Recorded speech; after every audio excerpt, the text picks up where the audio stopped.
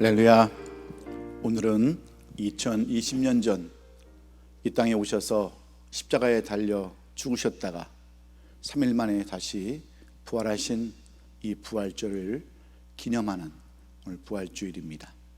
오늘 비록 우리가 방송 예배로 예배 드리고 있지만 신령과 진정으로 우리가 낮아진 마음으로, 겸손한 마음으로 주님의 부활을 우리가 축하하면서 예배하는 저와 여러분 다 될 수 있기를 먼저 주의 이름으로 축원합니다. 신앙 고백으로 오늘 우리의 신앙을 고백하도록 하겠습니다.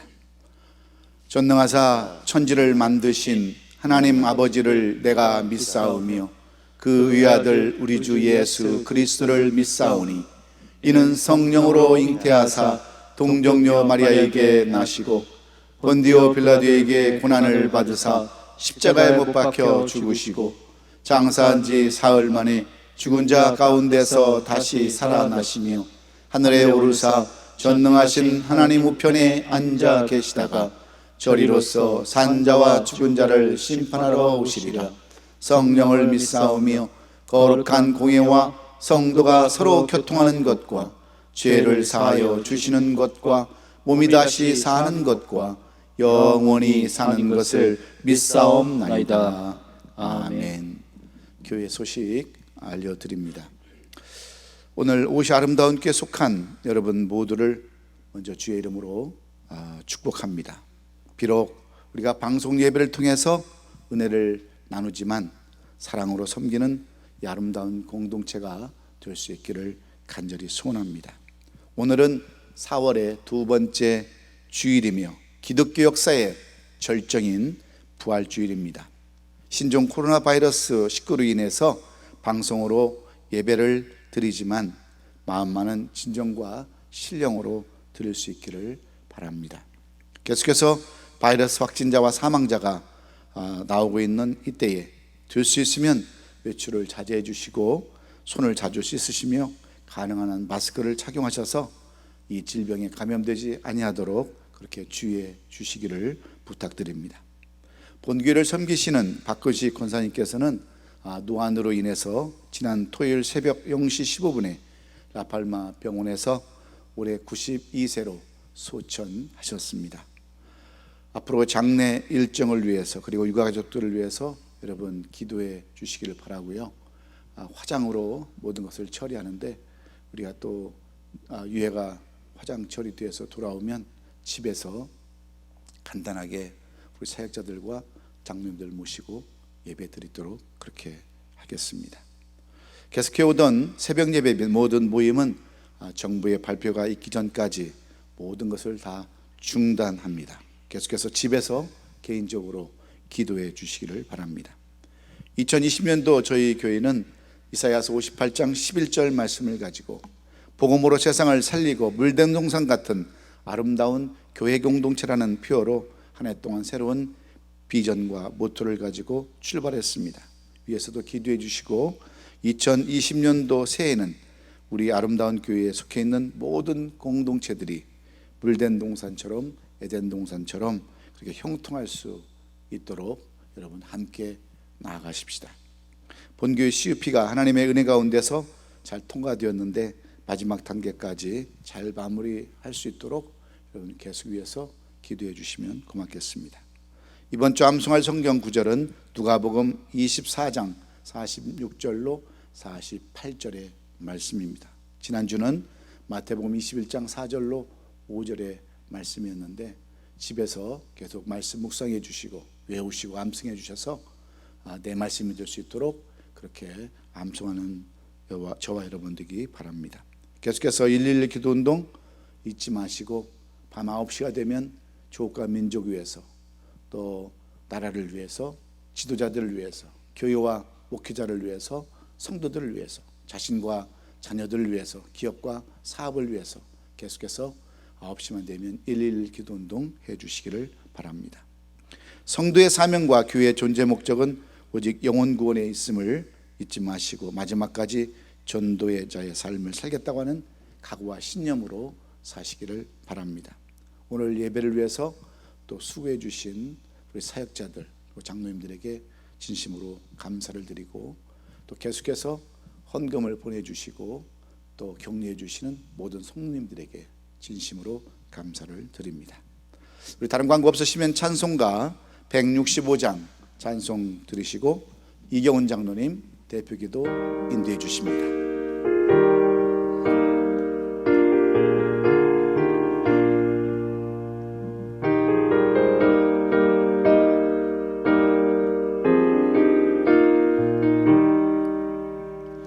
주님께 영광, 다시 사신 주, 사망 권세 모두 이기시었네.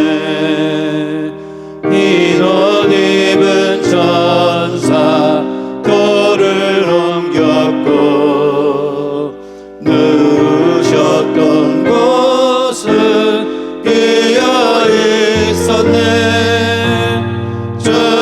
주님께 영광, 다시 사신 주, 사망 권세 모두 이기시었네. 부활의 주님 나타나시사 두려움과 의심 물리치셨네. 주의 교회 기뻐 찬송하여라. 다시 사신 주님 죽음 이겼네. 주님께 영광, 다시 사신 주, 사망 권세 모두 이기시었네. 생명의 임금, 영광의 주님, 주님 없는 삶은 헛될 뿐이라.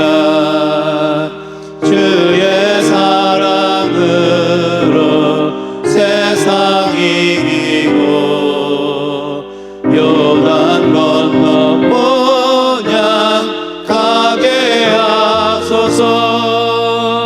주님께 영광, 다시 사신 주, 사망 권세 모두 이기시었네. 기도하겠습니다. 할렐루야. 부활의 주님을 찬양합니다. 영원히 죽을 수밖에 없던 저희들을 구원하기 위하여 이 땅에 오셔서 십자가의 고통을 받으시고 우리의 죄와 허물을 사하여 주시고 구원의 길을 열어주신 하나님 아버지께 감사와 영광을 드립니다. 부활하신 그리스도의 권세와 능력으로 이 세상을 믿음으로 살아갈 수 있도록 성령 충만하고 능력으로 함께하여 주시옵소서. 아버지 하나님, 오늘은 부활주일입니다. 지난 연말부터 시작된 코로나 바이러스 19으로 중국을 뒤흔들고 조국 대한민국에 확산되어 한국이 아수라장이 되어가는 것을 보았습니다. 또한 그 상황을 이겨내고 있는 것들도 뉴스로 보았습니다. 이제는 팬데믹으로 온 세계가 확산되어 저희가 살고 있는 이 미국도 너무나 심각한 상황으로 모든 것이 마비와 공포와 불안에 휩싸여 있습니다. 이제는 꼭 필요한 마켓과 약국도 가지 말라는 락다운으로 가고 있습니다. 한 번도 경험해보지 못한 주일날 교회 문을 닫는 현실이 있습니다. 불행 중 다행으로 IT 발달로 방송 예배를 진행하고 있습니다. 아버지, 저희들을 긍휼히 여겨 주시옵소서. 이번 계기로 그동안 저희들이 값없이 누렸던 일상의 평범함을 다시 한번 소중함을 느끼게 하였습니다. 위기를 기회로 하는 말이 있습니다. 점점 사악해지는 세상, 믿는 자들이 핍박받는 세상, 어린 학생이 학교 공공장소에서 자유롭게 기도도 하지 못하게 하는 법들로 바뀌어가는 이때에 다시 한번 믿는 자들이 힘을 합쳐 기도하게 하옵소서. 옳고 그름을 알게 하시고 주님의 빛을 가리는 어리석음을 범치 않도록 인도하여 주시옵소서. 모든 계획과 결과들이 주님 손에 있음을 다시 한번 느끼게 하여 주시옵소서. 코로나 바이러스 19으로 힘든 시간을 보내고 있는 우리 아름다운 성도들을 위하여 주님 함께하여 주시옵고, 또한 우리의 이웃을 위해 희망과 빛이 되기를 기도합니다. 지역 감염 확산을 막아주시고 속히 종식을 위해 헌신하고 있는 모든 기관들과 의료인들, 또한 자원봉사들, 치료에 필요한 백신 개발에 참여하고 있는 모든 분들께 주님의 위로와 능력을 더하여 주시옵소서. 이 모두가 부활의 이 아침을 맞아 모든 것이 회복되기를 소원합니다. 아버지 하나님, 또 지난주에는 저희 교회의 최고 구령이신 박근식 권사님께서 소천하였습니다. 장례조차도 할 수 없는 상황에서 너무도 슬프고 애통함을 금할 수 없습니다. 연락하신 몸으로 한 번도 결석하지 않고 교회에 나와 예배 드린 권사님의 본이 저희들에게 교훈이 되었습니다. 남아있는 김남기 집사님과 두 손자들에게 우리 주님께서 함께 하셔서 위로가 되시고 앞으로 이어지는 삶을 지켜주시옵소서. 아버지 하나님, 주님께서 세우신 우리 아름다운 교회가 부활하신 주님의 권능을 온 천하에 증거하게 하시며 빛과 소금으로 이 시대를 선포하는 교회로 쓰임받게 하여 주시옵소서.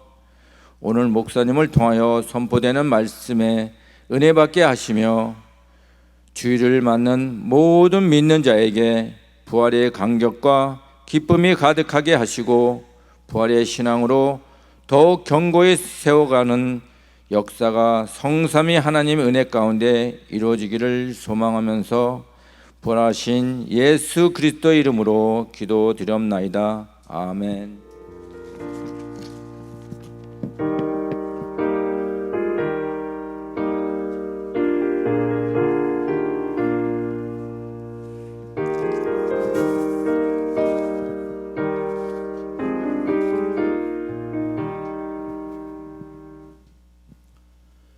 오늘 이 부활절에 우리에게 주시는 하나님의 말씀은 누가복음 24장 33절로 48절까지 말씀입니다.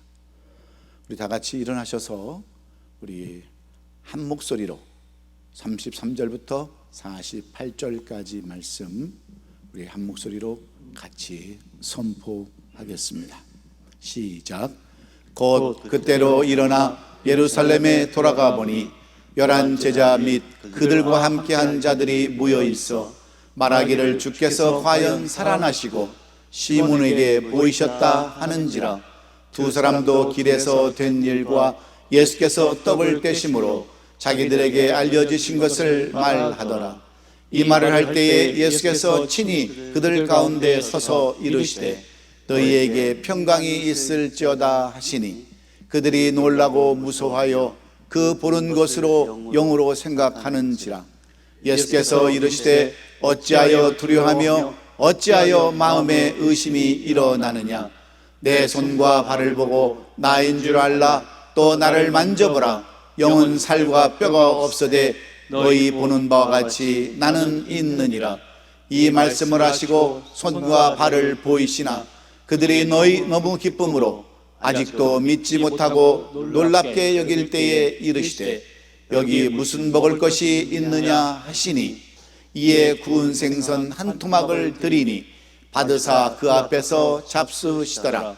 또 이르시되 내가 너희와 함께 있을 때에 너희에게 말한 바 곧 모세의 율법과 선지자의 글과 시편에 나를 가리켜 기록된 모든 것이 이루어져야 하리라 한 말이 이것이라 하시고 이에 그들의 마음을 열어 성경을 깨닫게 하시고 또 이르시되 이같이 그리스도가 고난을 받고 제3일에 죽은 자 가운데서 살아날 것과 또 그의 이름으로 죄사함을 받게 하는 회개가 예루살렘에서 시작하여 모든 족속에게 전파될 것이 기록되었으니 너희는 이 모든 일의 증인이라. 아멘. 아멘. 할렐루야. 저는 오늘 우리에게 주신 이 누가복음 24장 33절로 48절의 말씀을 가지고 부활의 은총이라고 하는 그러한 제목으로 말씀을 나눌 때에 부활은 우리에게 무슨 은혜를 주실까? 부활은 우리에게 무슨 크나큰 감동을 우리에게 주시는 것일까? 깊이 한번 생각하시면서 오늘 말씀에 귀 기울이시고 은혜 받는 저와 여러분 될 수 있기를 예수님의 이름으로 축원합니다. 우리가 가끔 읽는 소설 가운데 오아시스와 신기루라고 하는 그런 소설이 있습니다. 이 소설 속에 나오는 이야기는 이런 이야기입니다. 한 나그네가 사막에서 길을 잃고 헤매기 시작했습니다. 몸은 질세로 지치고 더위와 배고픔과 갈증으로 점점 기력을 잃어가고 있었지만 그는 마지막 혼신의 힘을 다하여서 살 길을 찾았습니다. 지치고 힘든 몸을 이끌고 한 걸음 한 걸음 발걸음을 옮깁니다. 그런데 얼마쯤 가다가 눈앞에 큰 야자수가 나타납니다. 그리고 시냇물 소리가 들립니다. 그는 그 순간 야, 오아시스다 하면서 소리를 질렀습니다. 이제는 살았다고 하는 그러한 안도감이 기쁨이 넘쳤습니다. 그런데 이런 생각도 잠깐뿐입니다. 그런 생각하기를 내가 정말 너무 배가 고프고 목이 마르다 보니까 이제는 헛것이 보이는구나. 저런 신기루 때문에 수많은 사람들이 죽었다는데 나는 절대로 속지 말아야지 하면서 오히려 반대 방향으로 발길을 옮깁니다.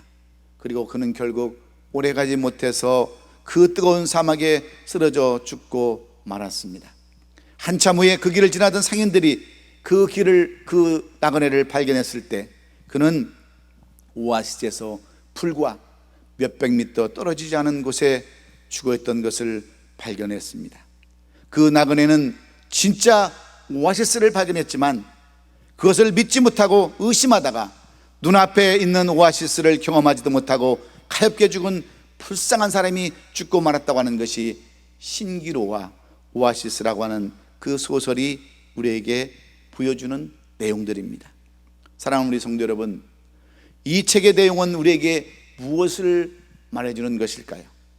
사람이 믿을 것을 믿지 못하면 결국은 다 잃어버리게 된다고 하는 그러한 교훈입니다. 그 믿음과 의심의 차이는 생명과 죽음의 차이라는 것을 말해주고 있습니다. 그렇습니다. 오늘은 예수님께서 죽음을 이기시고 다시 사신 부활의 아침입니다. 이 부활주일을 맞이하는 여러분은 어떠십니까? 주님의 부활이 실제적인 역사의 사건이라고 여러분은 생각하십니까?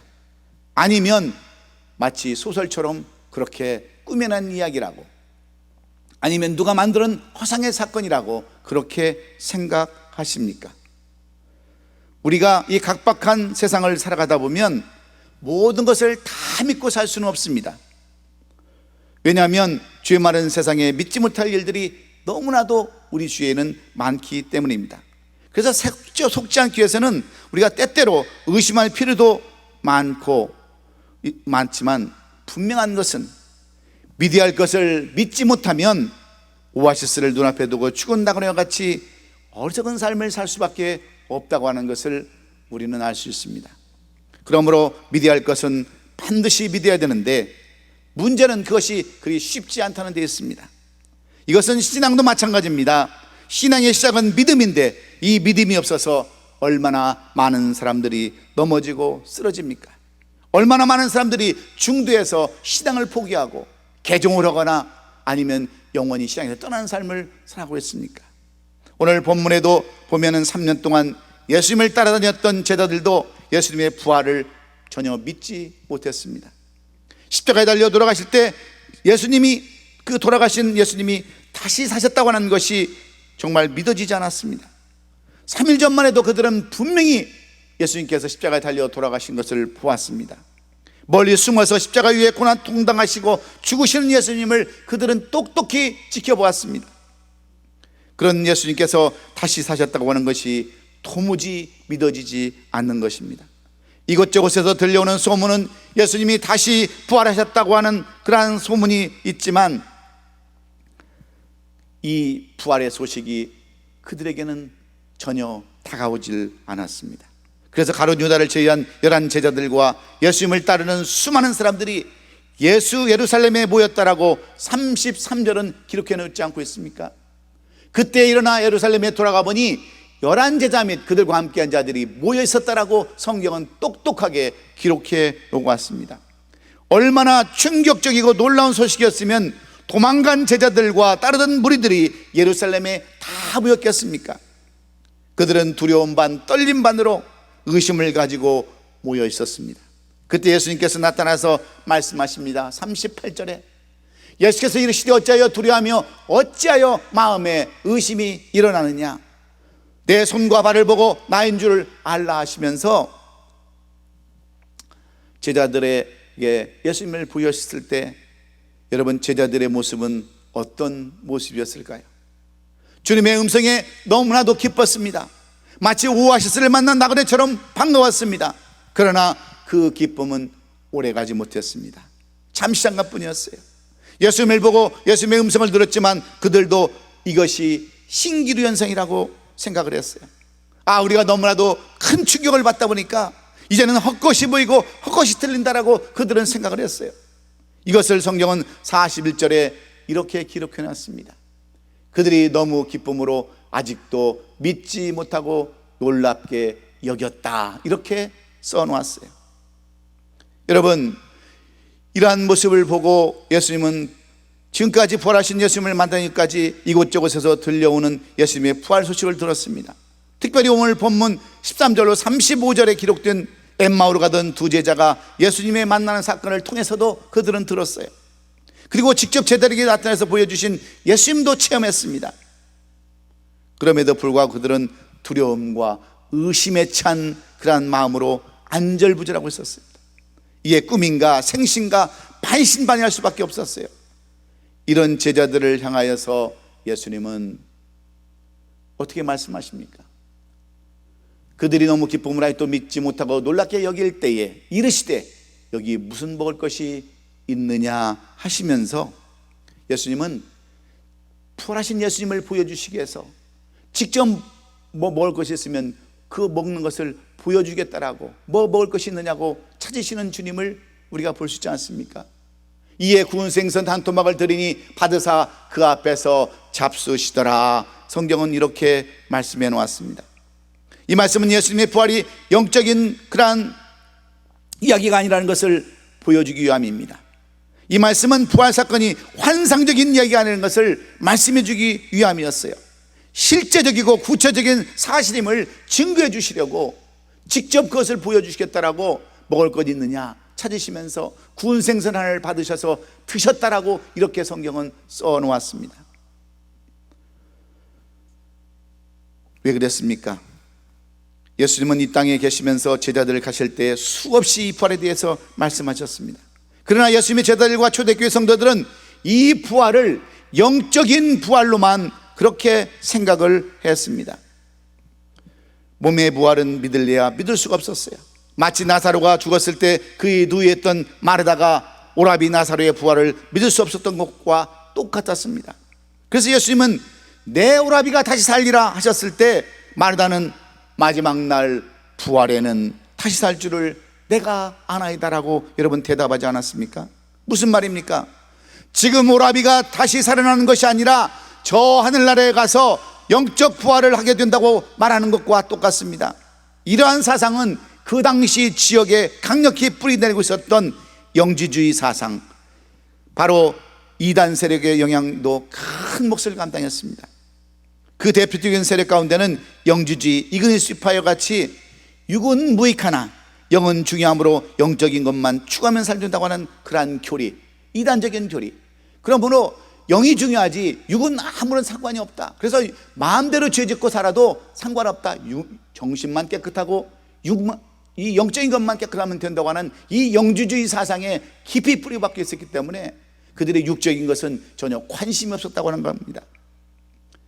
그래서 예수님은 이 부활의 영의 부활이 아니라 영과 육의 부활이라는 것을 분명하게 보여주시려고 손과 발의 그 흔적을 보여주셨습니다.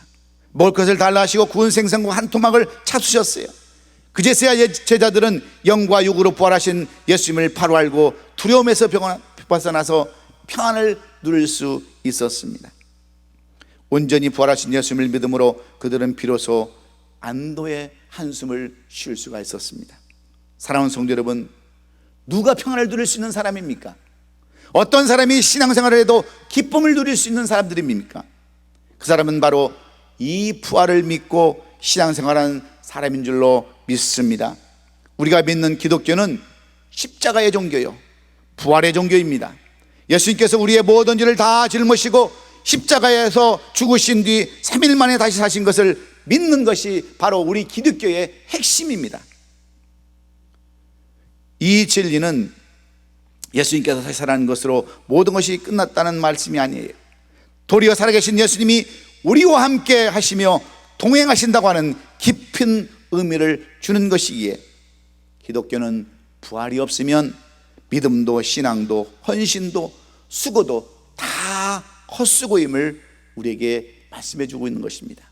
그러면 예수님의 부활이 우리에게 주시는 은총, 특별한 은혜는 무엇입니까? 오늘 이 본문을 쓴 사도 바울의 제자였던 누가는 예수님의 부활이 우리에게 주는 특별한 은혜를 무엇이라고 이렇게 설명하고 있습니까? 비록 자신은 직접 예수님을 만나보지 못했지만, 이 부활을 경험하지 못했지만, 그는 사도 바울을 통해서 들었던 말씀을 통해서, 교훈을 통해서 이 부활이 주는 영적인 특별한 은혜가 무엇인가를 오늘 성경에 이렇게 잘 기록해 놓았습니다. 그러면 누가가 우리에게 보여주는 이 부활의 은총, 부활이 우리에게 주는 그 은총은 어떤 것일까요? 첫째는 하나님의 말씀이 깨달아지는 은혜인 줄로 믿습니다. 예수님이 부활에 확신이 없었던 제자들은 예수님을 확인하고 난 후에 부활을 믿기 시작했습니다. 비로소 그들이 부활을 인정하고 마음을 열었을 때 그들의 눈이 열리게 되었습니다. 성경의 말씀이 깨달아지기 시작했습니다. 지금까지 그들은 모세의 율법에 기록되어진 그리스도의 십자가와 부활에 대한 이야기는 알고 있었습니다. 선지자들의 글과 시편에 기록된 말씀을 통하여 예수 그리스도의 고난과 부활에 대해서도 알고 있었습니다. 예수님의 말씀을 통하여 십자가의 고난과 부활도 알고 있었어요. 그러나 한 가지 부족한 것은 그들이 그 사실을 확실히 믿지 못하고 있었다는 데 있었습니다.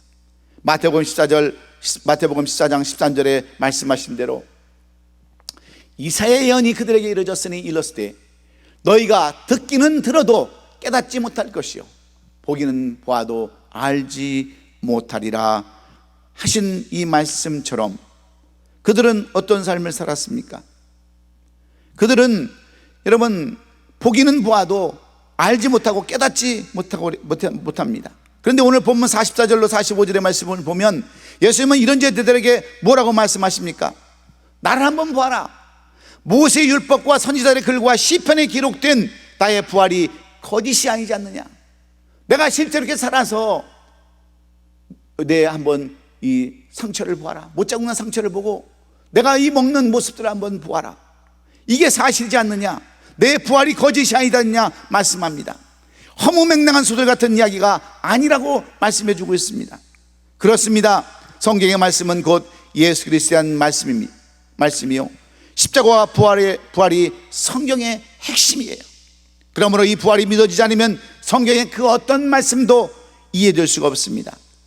우리 기독교에는 5가지 중요한 사건이 이 성경에 기록되어 있는데, 첫째는 예수님의 탄생의 사건이요, 두 번째는 십자가의 고난이요, 세 번째는 부활이요, 네 번째는 예수님의 승천에 대한 말씀입니다.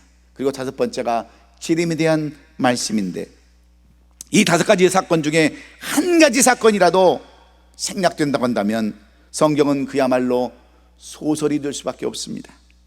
그러므로 이 부활은 성경의 말씀을 증명하는 가장 중요한 사건이라는 것을 우리가 알고 믿어야 되는 줄로 믿습니다. 이 부활 사건을 통하여 제자들은 그때부터 이 성경의 말씀대로 믿고 살아갔습니다. 지키고 살았습니다. 49절의 말씀을 보면 뭐라고 써 있습니까? 볼지어다 내가 내 아버지께서 약속하신 것을 너희에게 보내리니 너희는 위로부터 능력으로 입혀질 때까지 이 성에 머물라 하시니라 하셨을 때 제자들은 모두 다 그 말씀을 믿고 따랐습니다. 한 사람도 그 성을 떠나지 않았어요. 그리고 사도행전 1장에 보면 그들 모두가 다 성령의 불을 받았습니다. 뿐만 아니라 승천하시는 예수님을 직접 보고 큰 기쁨으로 예루살렘 성전에 들어가서 하나님을 찬송했다라고 성경은 그렇게 기록해 놓았습니다. 예수님의 부활은 우리 모두에게 거룩한 날, 예수님이 부활하시는 이날이 말씀대로였다는 것을 믿으심으로 여러분들에게도 성경이 깨달아지는 놀라운 은혜가 있으시기를 주의 이름으로 축원합니다. 부활을 소망하는 자, 부활을 믿는 자는 성경의 말씀이 깨달아진다고 하는 사실을 오늘 여러분 기억하시면서 나에게는 과연 이 부활의 소망이 있는가, 나에게는 이 부활의 정말 이 사실이 믿어지는가 한번 자신을 생각하면서 말씀이 깨달아지는지 안 깨달아지는지 자신 한번 되돌아보면서 이 부활하신 주님의 날에 여러분도 말씀이 깨달아지는 놀라운 역사가 일어나기를 주의 이름으로 축원합니다. 중동 아프리카의 산 모셀렘 학생이 어느 선교사님이 전해준 성경과 신앙서적을 통해서 예수를 영접하고 그리스도인으로 개종을 했습니다. 어느 날 사람들이 모르게 성경을 읽다가 학교 선생님에게 들키고 말았어요. 선생님은 이 학생을 종교재판에 넘기기 전에 신문을 합니다. 너는 어째서 읽지 말라는 성경을 읽고 예수를 믿느냐? 이것이 나라의 국법을 어기는 것이 어기는 것을 너는 알지 못하느냐? 그리고 어떻게 처벌받는가를 너는 왜 그것을 모르느냐 하면서 야단을 쳤어요. 그때 이 학생은 선생님에게 선생님, 그러면 제가 한 가지 여쭤볼 게 있습니다. 그러자 선생님이 물어보라고 했습니다. 제가 길을 가고 있는데 한참 길을 가다 보니까 죽은 사람과 산 사람을 만나게 되었습니다. 선생님 같으면 누구에게 물어보겠습니까? 그때 선생님은 그것을 질문이라고 하느냐 이놈아, 당연히 산 사람에게 물어봐야지 하자 이 학생이 선생님을 향해서 이런 말을 합니다. 선생님, 선생님께서는 저희들에게 말씀을 가르치실 때 이미 마호메트도 다 죽었다고 그랬습니다. 그리고 석가도 다 죽었다고 그랬어요. 공자도 다 죽었다고 그랬습니다. 그렇다면 내 인생길을 알 수 있는 길을 누구에게 물어봐야겠습니까? 당연히 부활하신 살아계신 예수님에게 물어봐야 마땅하지 않겠습니까? 그랬더니 이 선생님이 아무 말도 하지 않은 채 없었던 이야기로 하자라고 하면서 그 학생을 돌려보냈다고 하는 그 이야기를 어느 성교사님으로부터 간증을 들은 적이 있습니다. 여러분, 부활하신 예수님의 은총은 말씀을 새롭게 하시는 은총인 줄로 믿습니다. 그 어떤 원리나 법이 가늠할 수 없는 능력이 바로 이 성경의 말씀입니다. 여러분 모두가 이런 말씀의 능력을 예수 그리스도의 불을 통하여 소유할 수 있기를 주의 이름으로 축원합니다. 두 번째로, 누가는 이 부활이 주는 은총을 무엇이라고 설명하고 있습니까? 부활이 주는 은총, 부활이 주는 은혜가 무엇이라고 그는 써놨습니까? 부활은 소망의 은총이라고 말씀하고 있습니다. 그래서 예수님은 부활을 믿는 자들에게 현재의 고난과 슬픔이 절망이 아니라 소망이 되게 하신다라고 말씀해 주셨어요. 3년 동안 예수님을 따랐던 제자들은 그토록 믿고 의지했던 예수님이 십자가에 달려 죽게 되자 갈릴리로 각각 자기의 길로 다 떠나버립니다.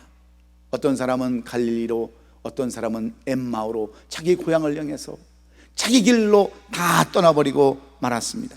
다 흩어져 버렸어요. 여러분 왜 그렇습니까? 그들에게는 더 이상 이제 소망이 없기 때문에 그렇습니다. 어디에다가 희망을 두고 무엇 때문에 살아가는지 그 길을 알 수 없었기 때문에 다 흩어져 버린 것입니다.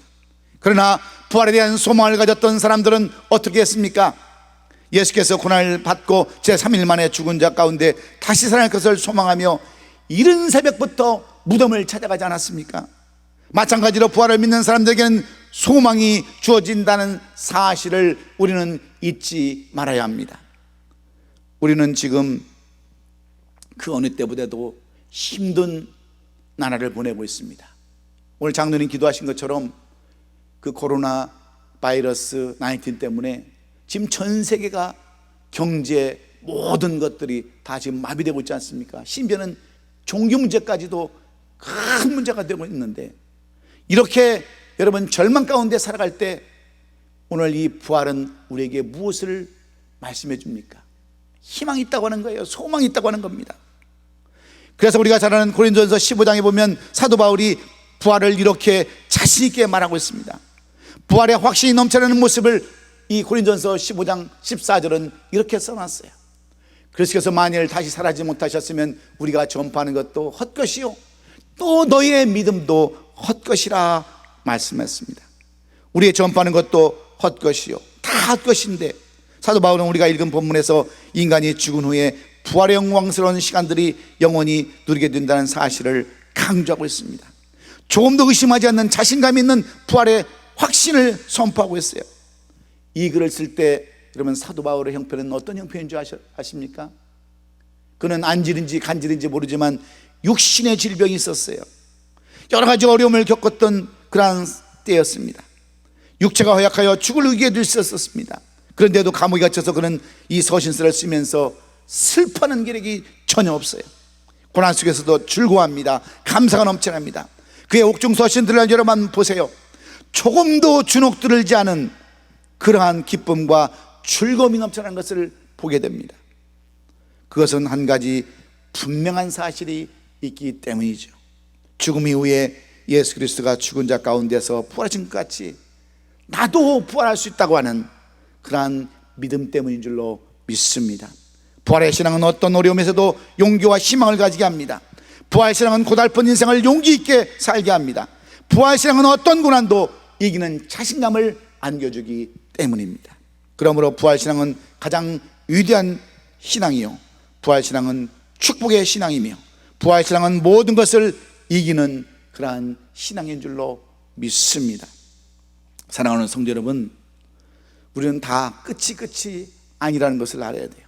비록 힘은 들지만 어려운 삶을 살아가고 있지만 주님이 다시 고난의 그 통과해서 부활했던 것처럼 우리도 지금 고난의 길을 가고 있지만 반드시 회복시키시는 하나님의 부활이 있음을 여러분 기억하시면서 이번 주간은 소망을 가질 수 있기를 주의 이름으로 축원합니다.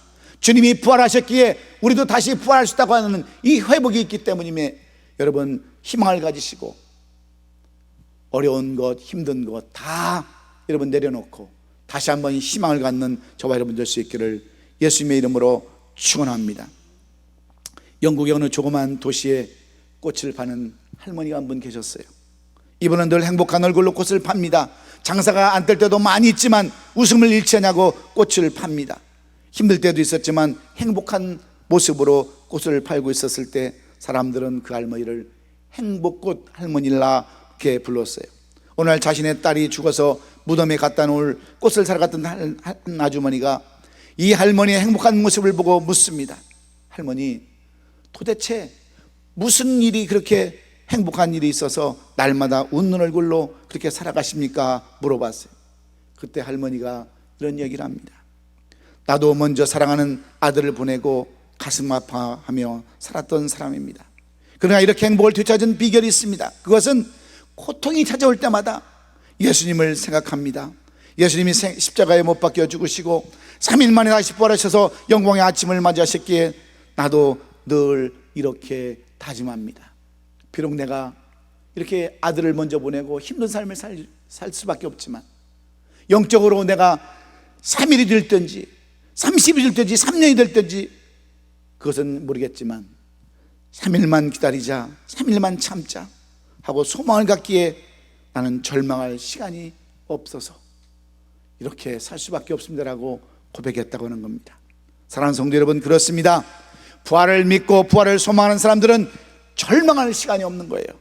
부활은 곧 하나님과 멀어진 인간 관계의 회복이기 때문에 그렇습니다.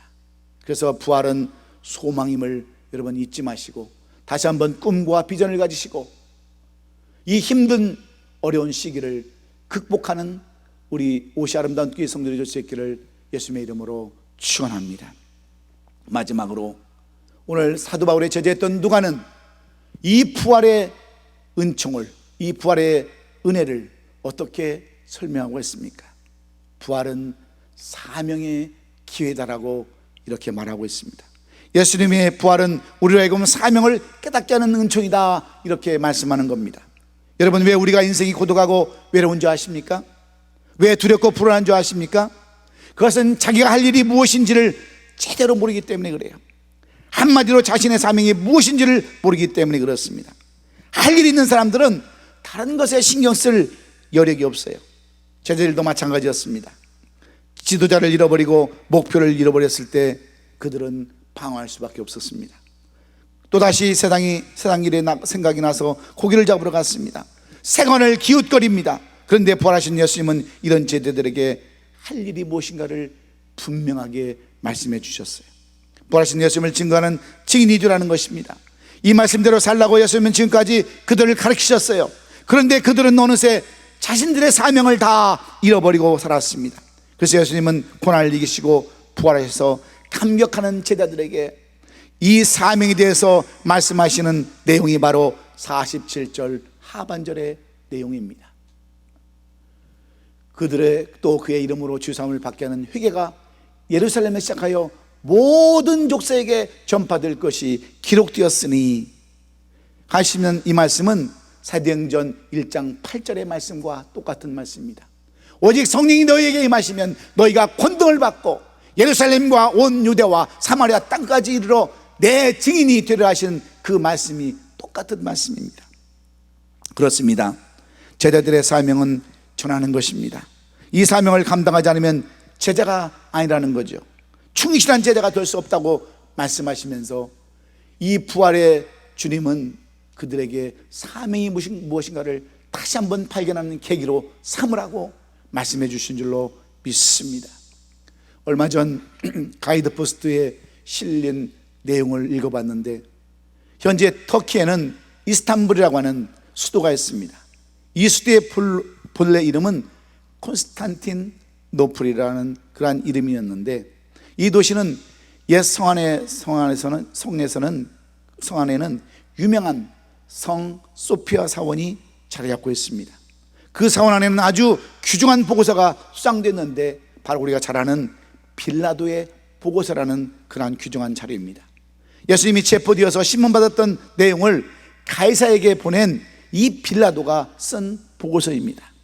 이 보고서에는 당시 로마 황제였던 티베리아스에게 보낸 빌라도 총독의 내용이 자세히 소개되어 있는데, 그 보고서를 보면 이런 내용이 써 있어요.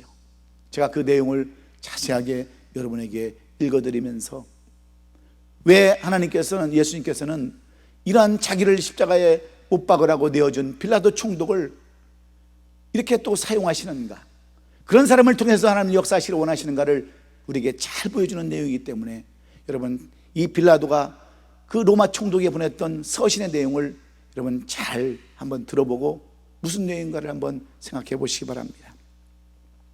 각하에게 문안드립니다. 제가 다스리는 지역에 최근 수년 동안 일어난 사건은 이 나라의 운명까지도 바꿀 수 있는 문제이기에 소상히 알려드리고자 합니다 라고 이렇게 서문을 시작하고 하면서 세밀하게 그 내용을 적는다라고 말하고 있습니다. 다시 말씀드리지만 사람들의 폭동이 무서워서 희생양으로 예수라는 청년을 십자가에 처형했습니다. 다 끝이 난 줄 알았는데 더 큰 혼란에 빠지게 되었습니다. 그 이유는 죽었던 그가 다시 살아났기 때문입니다. 무덤은 비어있고 그의 제자들은 용기를 얻어 그가 부활했다고 전파하고 있기 때문입니다. 예수라는 사람의 생애는 마치 진흙이 토기장의 손에 있듯이 모든 것이 그의 손에 있음을 증명하고 있습니다.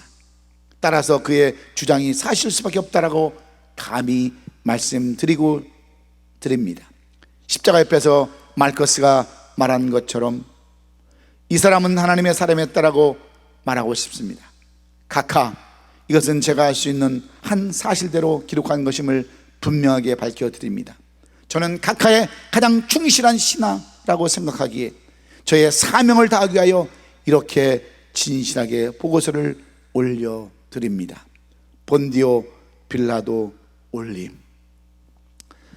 빌라도는 비록 자신의 지위를 잃어버리지 않으려고 죄 없으신 예수님을 십자가에 못 박게 한 사람입니다. 그러나 그는 로마의 왕에게 충성을 다한 사람이었어요. 그래서 그는 있는 사실을 하나도 숨기지 아니하고 있는 사실을 그대로 이렇게 만들어 놨는데, 여러분, 여기서 우리는 귀중한 교훈을 깨달아야 합니다. 하나님께서는 왜 자기를 십자가에 못 박으라고 내어준 이 빌라도로 하여금 이 빌라도의 보고서를 쓰게 하셨을까요?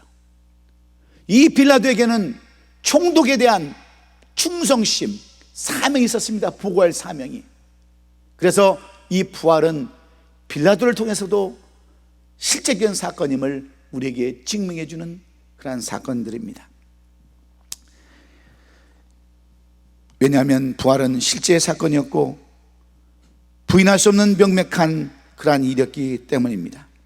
예수님은 빌라도를 통해서도 이런 사실을 분명하게 보이셨는데, 있는 그대로 로마 총독에게 알리는 역할을 하게 된 것은 바로 우리로 하여금 우리에게도 사명이 있다고 하는 사실을 분명히 알게 하기 위함인 줄로 믿습니다. 사랑하는 성도 여러분, 우리가 비록 지금 어려움을 당하고 힘든 삶을 살고 있는 이때지만 여러분, 우리에게는 분명히 해야 할 일들이 있습니다. 저는 목사님들과 이렇게 대화를 나누면서 목사님이 이런 때 어떻게 하고 계십니까? 하고 물어보면 대부분의 목사님들이 이럴 때 설교를 더 많이 준비하고 있습니다. 이럴 때 더 성경이라도 한 번 더 보려고 애쓰고 있습니다 하는 목사님들의 그러한 대화를 들으면서 저도 마찬가지예요. 이럴 때일수록 내 사명이 무엇인가, 이럴 때일수록 책을 한 번 더 읽고 성경을 한 번 더 읽고 말씀을 한 번 더 보고 하려고 하는 그러한 마음을 가지는 것이 바로 우리의 자세들이 아닌가, 그게 바로 저와 여러분의 사명이 아닌가. 우리 장로님 기도하신 대로 오늘 이 부활절을 통해서 우리 자신을 한번 되돌아보면서 정말 우리들에게 주신 사명을 잘 감당하고 있는지, 내가 무엇을 위해 살고 무엇 때문에 이렇게 견뎌야 하는지를 잘 생각하시면서 주님께서 이 부활절을 통해서 주시는 사명을 분명히 깨닫고 그 사명을 잘 감당할 수 있는 저와 여러분 될 수 있기를 다시 한번 주의 이름으로 축원합니다. 말씀을 정리합니다. 예수님의 부활 사건은 우리 모두에게 가장 큰 은혜입니다.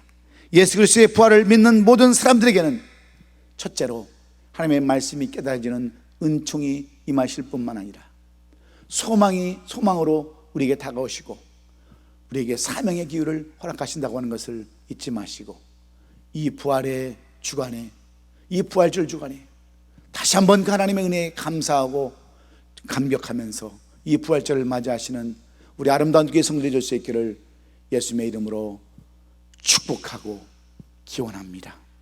기도하겠습니다. 고마우신 아버지 하나님, 우리가 비록 이렇게 함께 대면 예배를 드리지 못하고 방송 예배로 이 부활절을 맞이하고 있지만 우리는 그 주님의 부활을 기념하면서 오늘도 하나님의 말씀이 우리 마음속에 살아온 능력이 있음을 깨닫고 감사를 드립니다. 다시 한번 소망을 갖습니다. 다시 한번 우리에게 주신 그 사명을 발견할 수 있도록 귀한 은혜를 주셨사오니 한 영혼도 낙오되지 않게 하시고 한 영혼도 쓰러지지는 영혼 없도록 부활의 은총 가운데 살아가는 우리 모든 성도들 되게 하여 주시옵소서. 비록 방송 예배를 드리지만 마음을 다하여 정성을 다하여 선경금을 보내고 11조를 보내고 감사금을 보내며 격려하고 위로하는 우리 성도들 기억하여 주옵시고, 저들이 집에서 자가격리하며 기도할 때 이 부활의 은총을 경험하는 우리 모든 성도들 다 되게 하여 주시옵소서. 이 물질 주의 영광을 위해 쓰게 하여 주시옵시고, 죽어가는 영혼들 살리는 물질 되게 하시며 선교와 구제와 전도에도 사용되게 하여 주시옵소서. 지금은 죄 많고 점 많고 허물 많은 우리들을 이 땅에 버려두지 아니하시고 고아처럼 내버려 두지 아니하시고 찾아오셔서 우리를 구원해 주신 예수 그리스도의 은혜와 우리 아버지 하나님의 극진하신 그 크신 사랑과 성령님의 대조 역사 충만 교통 이루하심이 오늘도 부활하신 주님 앞에 감격과 기쁨으로 예배드리며 다시 한번 하나님의 말씀을 깨닫게 하시고 소망을 가지고 사명을 발견하며 이 부활을 같이 기념하는 우리 성도들의 머리 위에와 가정과 기업과 섬기는 옷이 아름다운 교회 위에 우리 하나님의 놀라우신 은혜와 축복과 평강이 지금으로부터 영원까지 함께하기를 간절히 축원하옵나이다. 아멘. 아멘. 우리 주님 앞에 영광의 박수 드립시다. 할렐루야, 할렐루야. 감사합니다. 수고하셨습니다.